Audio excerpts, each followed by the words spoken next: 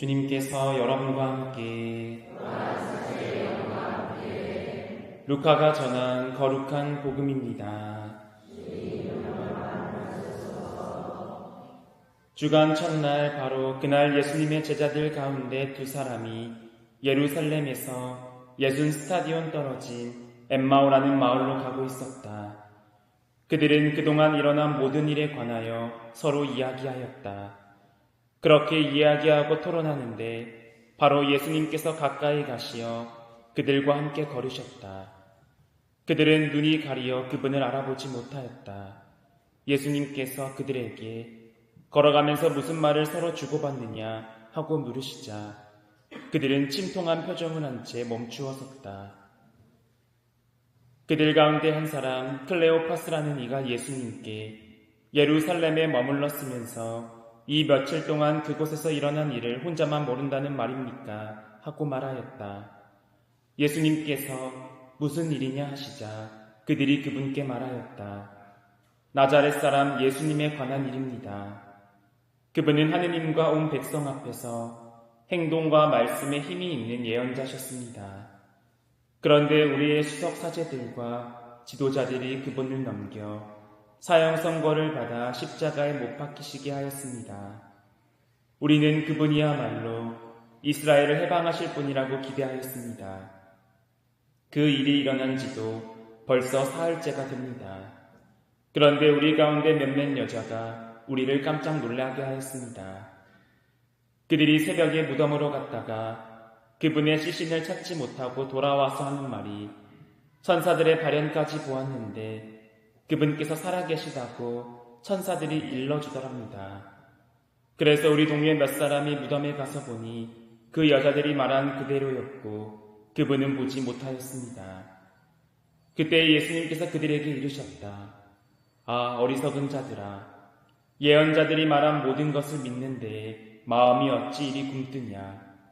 그리스도는 그러한 고난을 겪고서 자기의 영광 속에 들어가야 하는 것이 아니냐. 그리고 이어서 모세와 모든 예언자로부터 시작하여 성경 전체에 걸쳐 당신에 관한 기록들을 그들에게 설명해 주셨다. 그들이 찾아가던 마을에 가까이 이르렀을 때 예수님께서는 더 멀리 가려고 하신 듯 하였다. 그러자 그들은 저희와 함께 묵으십시오. 저녁 때가 되어 가고 날도 이미 저물었습니다. 하며 그분을 붙들었다. 그래서 예수님께서는 그들과 함께 묵으시려고 그 집에 들어가셨다. 그들과 함께 식탁에 앉으셨을 때 예수님께서는 빵을 들고 찬미를 드리신 다음 그것을 떼어 그들에게 나누어 주셨다. 그러자 그들의 눈이 열려 예수님을 알아보았다. 그러나 그분께서는 그들에게서 사라지셨다. 그들은 서로 말하였다. 길에서 우리에게 말씀하실 때나 성경을 풀이해 주실 때 속에서 우리 마음이 타오르지 않았던가. 그들이 곧바로 일어나 예루살렘으로 돌아가 보니 11 제자와 동료들이 모여 정녕 주님께서 되살아나시어 시몬에게 나타나셨다 하고 말하고 있었다. 그들도 길에서 겪은 일과 빵을 떼실 때 그분을 알아보게 된 일을 이야기해 주었다. 주님의 말씀입니다. 참 예수님. 네, 친구들 한 주간 잘 지냈나요? 네, 말이 없네요. 시험 기간이라 그러는데 맞나요? 네, 그래서 다운돼 있나 봐요. 그래서 오늘 강론을 그러면 한 노래를 들으며 시작해보고자 합니다. 신부님이 불러주면 좋겠지만 노래 실력이 안 되는 관계로 그냥 노래를 들어볼게요. 이 노래가 무엇은 노래인지 한번 맞춰보면 좋겠어요.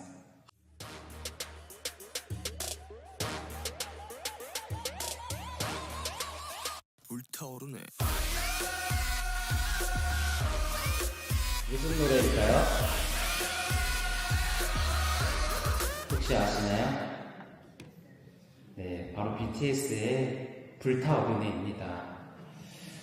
여러분의 이 노래 제목처럼 불타올랐으면 좋겠어요.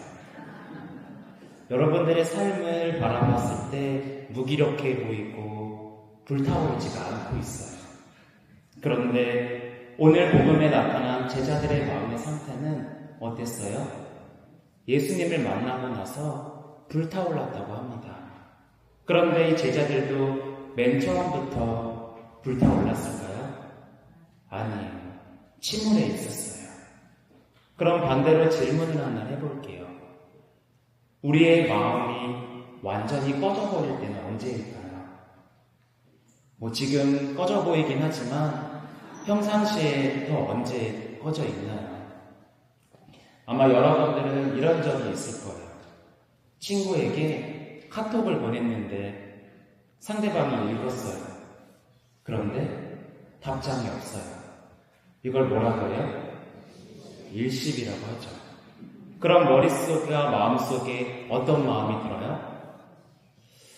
여러 가지 생각이 들 거예요. 뭐야, 일부러 안 보내는 건가? 내가 뭐 잘못했나? 이제 나랑 거리를 두는 걸까? 혼자 별 생각을 다 합니다. 그런데 나중에 만나 물어보면 뭐라고 해요? 아, 미안. 바빠서 깜빡했어. 그 한마디에 그동안 했던 생각들이 조금 허무해집니다. 오늘 우리가 들었던 그 복음 속에 나오는 그 두 제자도 딱 이런 상태였던 겁니다. 하느님께 기도했죠. 그런데 우리 기도가 일식된 거 아닐까라는 생각이 드는 겁니다. 예수님을 믿고 기대했습니다. 그분을 공생활 동안 3년 동안 따르다면서 이분을 믿고 따른다면 내 인생이 바뀔 거야. 나는 한몫 차지할 거란 생각이 있었죠. 그런데 결과는 어때요? 십자가, 죽음, 그리고 침묵으로 이어집니다. 그래서 그들의 마음속에 이미 결론을 내립니다. 다 끝났다. 하느님은 안 도와주시는구나. 그래서 어때요? 예루살렘을 떠납니다. 그런데 이것은 단순한 이동이 아니라 내가 희망했던 거에서 멀어지는 발걸음이라는 겁니다. 그런데 여기서 반전이 일어납니다. 바로 예수님께서 이미 옆에 와서 같이 걷고 계십니다. 근데 못 알아봅니다. 왜일까요? 이미 마음속에 답이 없다는 결론이 있기 때문입니다. 사람은 자기가 믿고 싶은 대로 바라보기 때문이죠. 그런데 예수님께서는 그런 제자들에게 나 예수야 라고 밝히나요? 밝히지 않습니다. 그냥 같이 걸어가 주시고 이야기를 들어주시고 그 말씀에 대한 풀이를 해줍니다. 그리고 그날 저녁 예수님과 함께 빵 나눔을 할 때 그제서야 알아봅니다. 예수님이셨구나. 여기서 중요한 포인트가 있죠. 길에서는 몰랐고 설명을 들어도 몰랐는데 함께 빵을 나누는 순간에 예수님을 알아봤습니다. 바로 우리는 여기서 신앙이란 것이 무엇인지를 생각해 볼 수 있는 겁니다. 하느님은 머리로 이해하는 순간이 아니라 내가 함께하고 나누고 사랑할 때 드러나는 분이라는 겁니다. 그리고 예수님을 이제서야 알아봤는데 예수님은 어때요? 우리가 알아보는 순간 예수님은 사라지십니다. 사라졌을 때 제자들의 반응이 어떠한가요? 왜 이제야 만났는데 또 사라지셨어? 간가요? 아니죠. 오히려 예수님이 사라지자 제자들과 이렇게 얘기해요. 우리의 마음이 타오르지 않았었어? 라고 말입니다. 여기서 우리가 아까 강론 시작함에 들었던 그 노래, 불타오르네. 딱 그런 느낌인 거예요. 그 노래를 들었을 때 신이 나고 불타오르고 열정이 되는. 완전히 끝났다고 생각했는데 갑자기 우리 안에 다시 불이 타오르는 겁니다. 상황은 그대로인데 우리의 마음이 다시 살아난 상태. 아까는 끝났다라고 생각했던 사람들이 이제는 아직 끝이 아니야 라고 하면서 다시 돌아왔던 예루살렘으로 돌아가게 됩니다. 이것이 신앙입니다. 상황이 바뀌어서가 아니라 내 안에 불이 타오르는 것. 형제 자매 여러분, 우리는 이런 생각을 하지 않으신가요? 기도를 해도 하느님께서는 왜 아무 말도 하지 않을까? 왜 내가 기도를 해도 아무것도 안 들어주실까? 오늘 복음은 말해줍니다. 하느님은 일식하는 분이 아니십니다. 이미 우리의 그 기도를 읽고 계시고 이미 오고 계시고 이미 함께 걷고 계십니다. 다만 우리가 못 알아보고 있을 뿐입니다. 그래서 이번 한 주간 우리 다 같이 주님께 이런 기도를 청했으면 좋겠습니다. 주님, 꺼져 있는 제 마음 안에 다시금 불타오르게 해주세요. 라고 기도해 봅시다.